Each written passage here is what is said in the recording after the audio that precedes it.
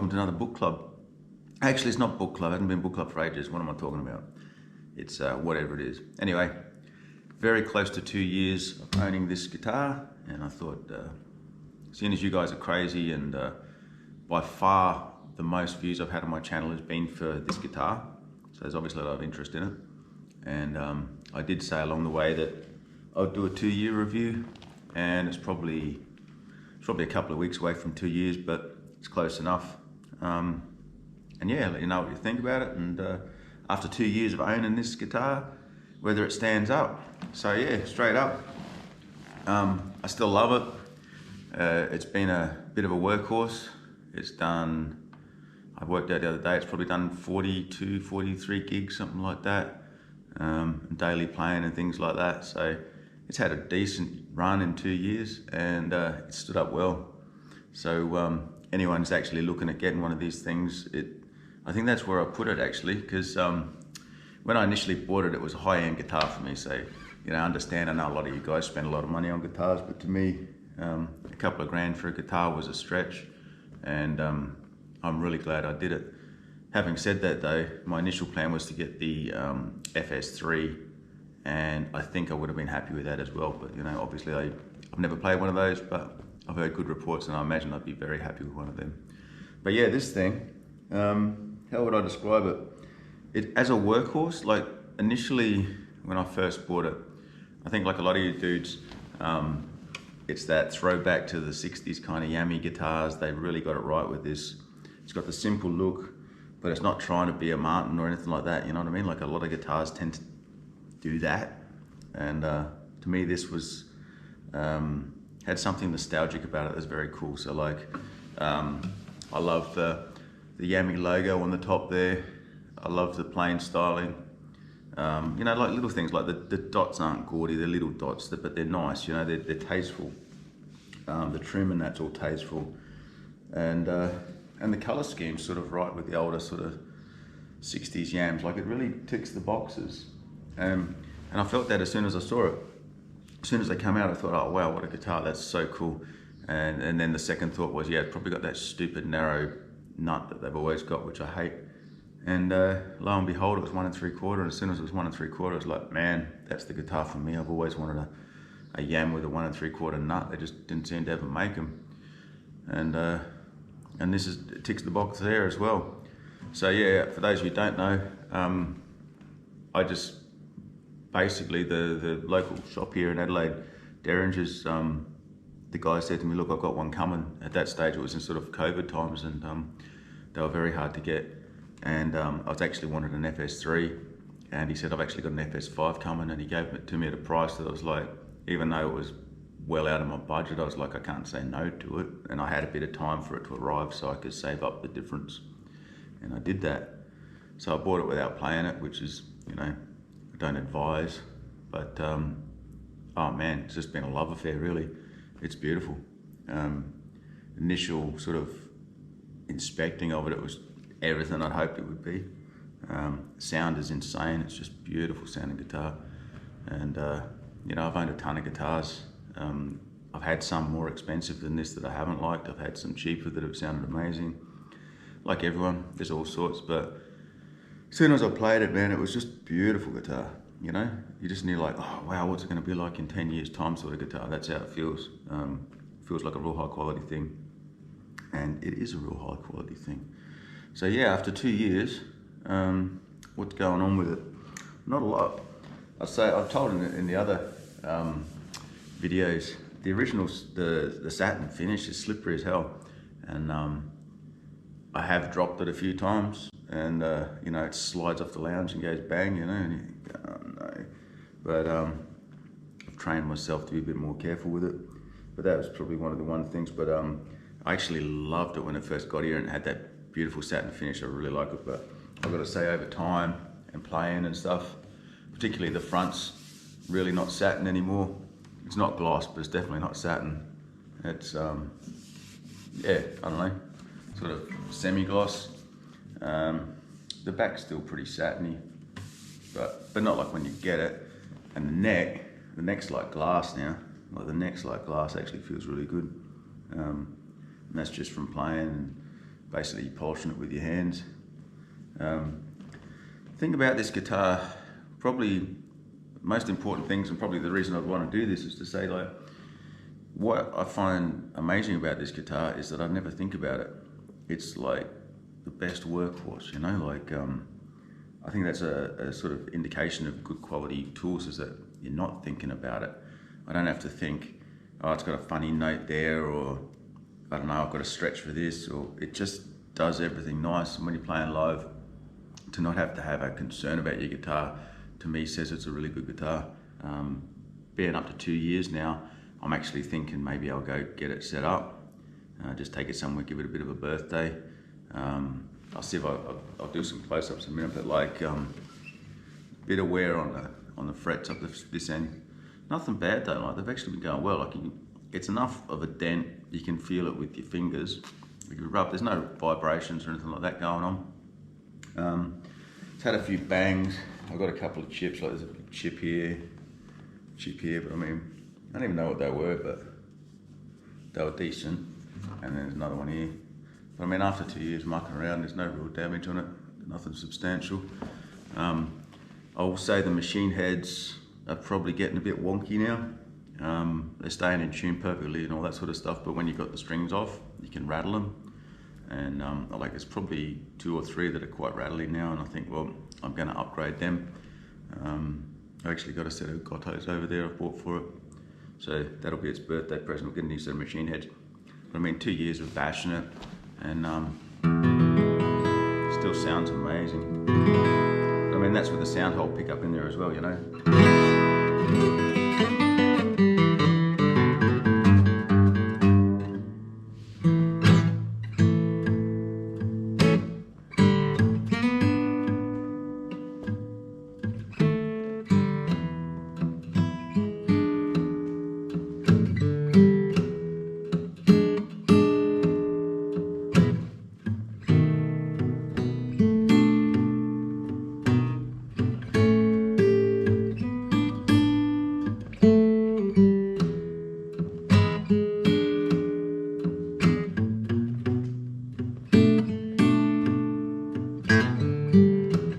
Yeah, and she sings.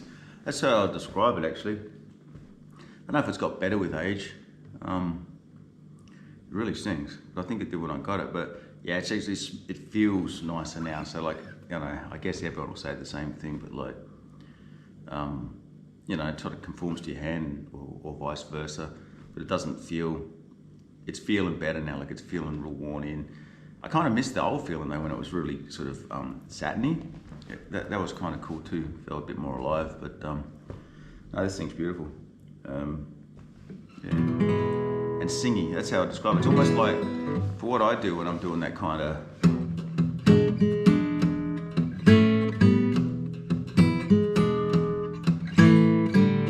it's almost too big for me. A lot of people sort of asked,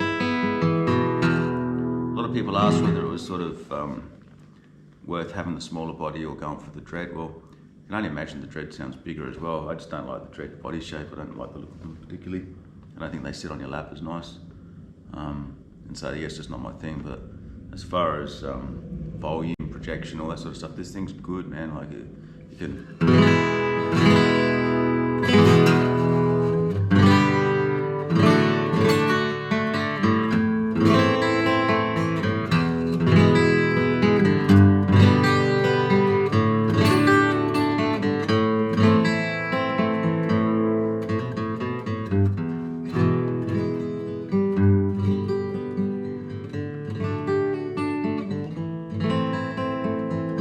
So you can hear, man, like how dynamic it is too. Like another sign of something that's sort of decent, you know. Like you can belt it, and it barks, man, when you belt it.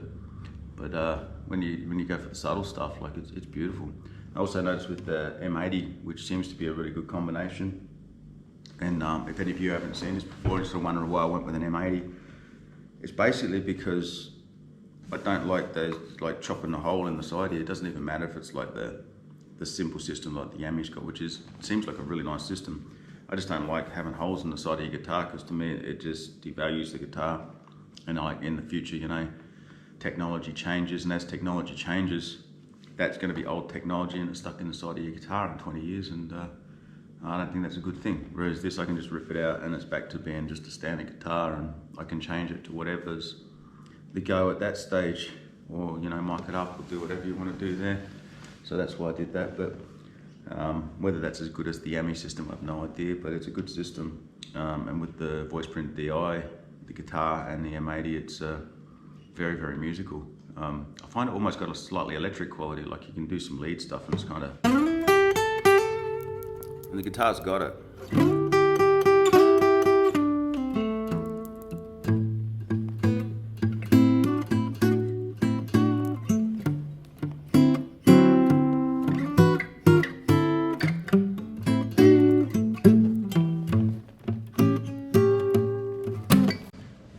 Yeah, no, it's very singing. It's funny, it's like, if I was an electric player, I'd be more of a Strat player than a Gibson player, sort of a Les Paul player. And I would kind of put this in a Les Paul-y kind of sound, where it's sort of like it's a good sustain and pretty musical. But I'm not sure if it's like the best sound for what I do. It's probably too musical and a bit bassy for me, which is why I bought that little guild that I got. But I kind of almost regret buying that, because without the comparison, I was 100% satisfied with this. But when I play that now, I kind of like, it's more like a me guitar. It's more like a Strat, you know. It's kind of, it's not as big sounding, not as lush, you know. So that one actually probably suits my playing style better. But I don't know, I've just got a serious fondness for this. So yeah, 2 years in. And all I'm going to do is put some new machine heads on it, and I think it's always going to be my main guitar, but who knows, that's going to change a bit. I think I'd like to take it off the road for a sec at some stage, because it's a bit hard to find someone that can do the like setups and things like that between gigs. They usually want you to leave guitar there and that. So I'm thinking what I might do is, once I get the machine heads on, I might actually take it somewhere, just put the pickup in the other guitar for a bit, and then get this thing checked over and set up properly, because it hasn't really had that yet. And then I think it would be another whole level again, which is crazy to think about, because it's just an insane guitar. But yeah, so apart from that, it's just the machine heads. That's the only thing that needs changing on it, which is bloody amazing. The other thing which I'd say was pretty amazing, which I never really thought about, is that how many of you dudes love Yamaha guitars, man? Like, it's crazy. When I look at my video on here, like, I think it's the second one's had like 20,000 views, which is way more than anything else I've got. You know, like, it's just a little channel waffling about myself, basically. And that's incredible. And the other thing that I've loved about owning this guitar is that, because I've been doing like the Yamaha sort of reviews and just chatting with dudes, it's mostly people that are into this guitar that talk to me on the channel and things like that. And I've learned heaps off them, and I've been surprised literally by the amount of people that are really interested in this guitar. So I mean, like, I've got other guitars, but like, you know, like the Guild's a ridiculously good guitar. No one gives a shit about that guitar. Why? I have no idea. But I mean, I can do a review on that and everyone's just like, whatever. I do a review on this, 20,000 people go, I want to have a look at that.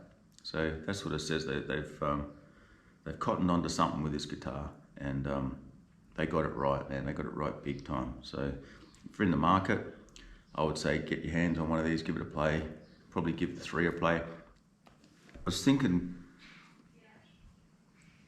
how they could improve it, and I don't think they could. Actually, I think they got it right. But if Mr. Yamaha's watching this by any chance, I would say make a parlour in the Red Label. A Red Label parlour, or something the size of the Guild, so like a 00 size guitar in the Red Label series, I think would be bloody amazing. And don't put the stupid stingy little nut on there, put the 1 3/4 nut. That would be awesome. I think that'd be a great addition to range. I would love to own that. That would be my, like, if I could get a custom guitar made by Yamaha, it would be a 00 size Red Label with a 1 3/4 nut, and I think that would just be shit hot. So anyway, yeah, what's your Yamaha wish list? You wish they'd done it in you know, probably the Red Label series, something like that, seeing as that seems to be what people are into that have been following this anyway. You know, what mods would you do to the ones you got? What shit don't you like about it? I find it hard to believe that there'd be much you don't like about it. I know a lot of people didn't like the plastic scratch plate. Actually, that's pretty funny. You can see I've taken mine off. But I don't see any point getting bent out of shape about it. All right, so well, we know it's a sticker. It's a wood grain sticker. And like, you know, who cares? It's kind of weird. It's kind of, like I see it like a 60s kind of weird piss take almost. It's like, it's sort of the weird shit they used to do in the 60s, put a bit of lino on it, you know? But the thing with it is, it's like, it doesn't make it a shit guitar, and it doesn't mean it's not a Martin or a bloody Taylor or something, because you peel the sticker off and it's the same bloody piece of plastic that's on a Martin or a Taylor. So what's the difference?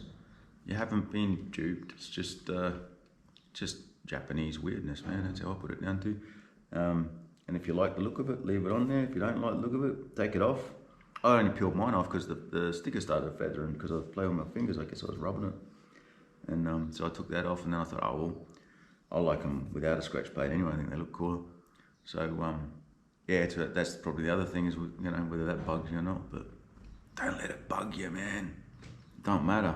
Don't miss out on a wicked guitar just because of this bloody sticker. Oh, the other thing I was going to tell you too is, like, I seriously thought about putting the FG9 style machine heads on it, because obviously it needs some machine heads, and I thought that would look sick. You know, that guitar looks amazing. And then I thought, you know what?